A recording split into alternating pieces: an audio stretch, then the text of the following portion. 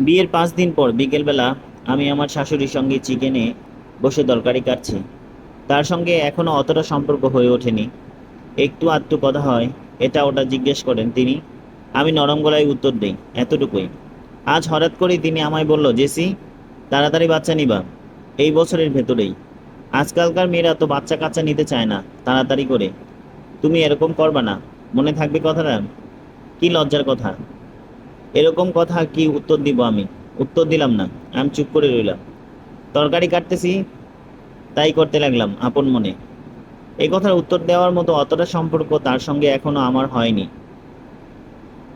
তাছাড়া উনি এরকম কেন, এরকম উদ্ভট কথা হুট করে বলল কেন আমায়?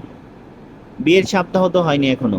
তার কথা শুনে মনে হচ্ছে আমায় বাচ্চা জন্ম দিতেই তার ছেলের জন্য বিয়ে করিয়েছে। তরকারি কোটা শেষ হলে আমার শাশুড়ি বলল পেঁয়াজ কুচি করতে। তিনি তখন চকির উপরে বসে আয়েশ করে চা খাচ্ছেন।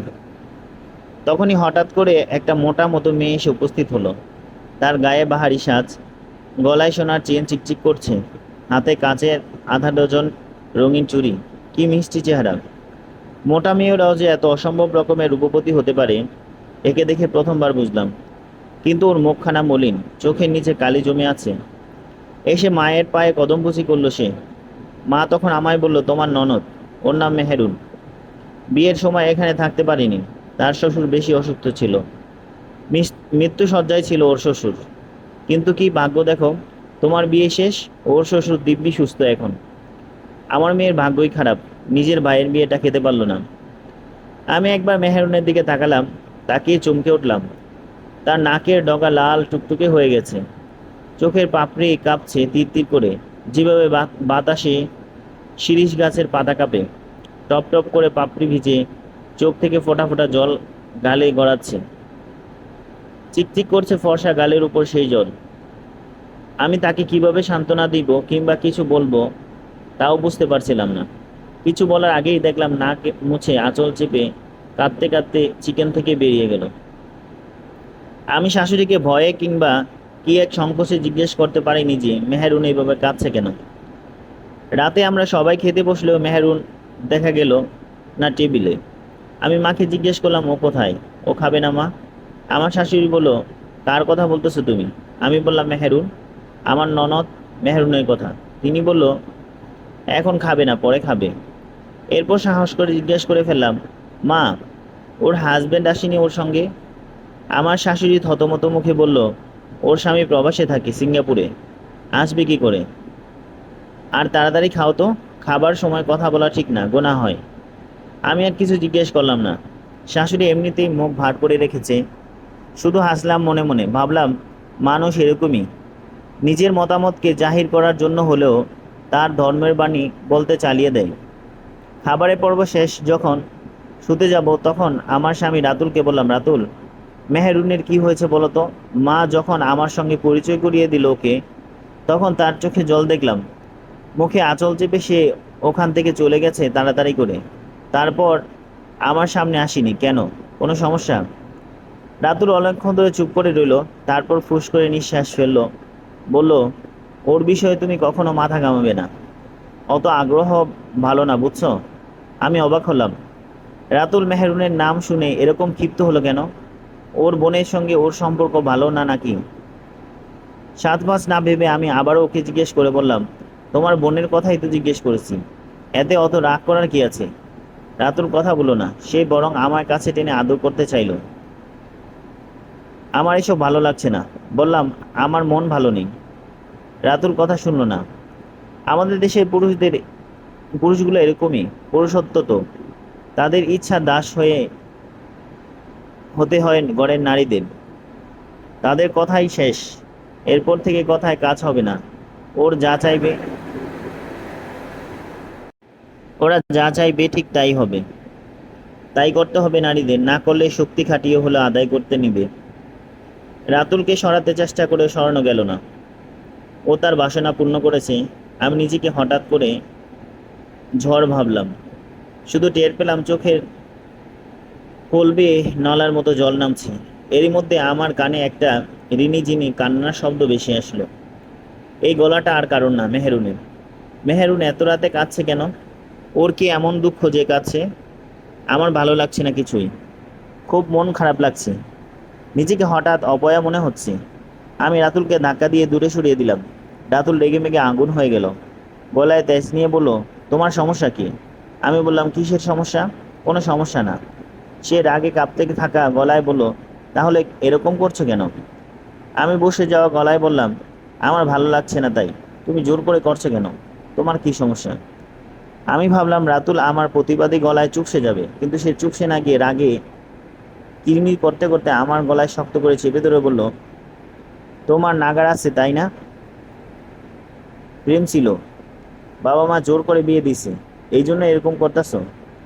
নাগরের এছাড়া আর কারো চাষ সহ্য হয় না, সত্যটা বলো।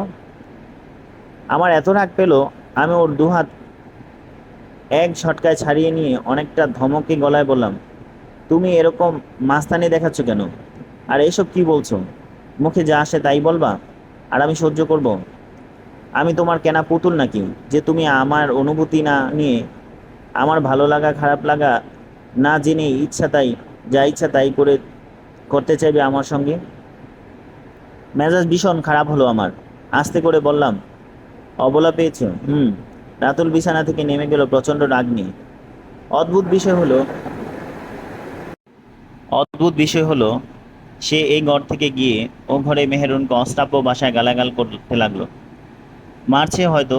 মেহেরুন এখন শব্দ করে কাঁদছে, অনেক বেশি কাঁদছে। ও ঘর থেকে রাতুল মায়ের গলা শোনা গেল। মা বলছে, কি করতাছস হারামজাদা? মায়ের এরে মাইরে ফেলতাছস? মরলে তখন বুঝবি। রাতুল মাকে এভাবে জবাব দিয়ে বলল, ওরে না মারলে আমার শান্তি নেই।